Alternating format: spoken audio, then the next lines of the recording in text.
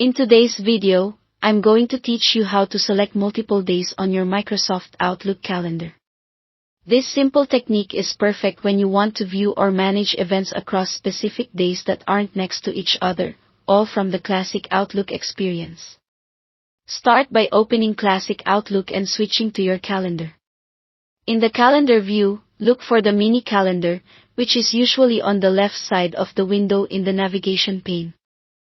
It's the small month view that shows all the days laid out in a grid. That's the tool you'll use to make your selections. Begin by clicking the first date you want to work with in that mini calendar.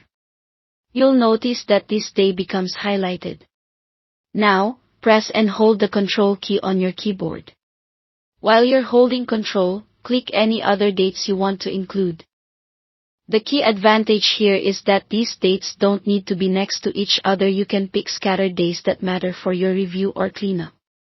As you click additional dates, each one will highlight in the mini calendar, and the main calendar area will update to show those selected days together. Keep holding Control until you've chosen everything you need. If you let go of Control before finishing, Outlook will treat the next click as a brand new selection and clear what you had. If you accidentally click a day you didn't mean to include, keep holding Control and click it again to remove it from the selection. That toggle behavior is helpful for fine-tuning your picks.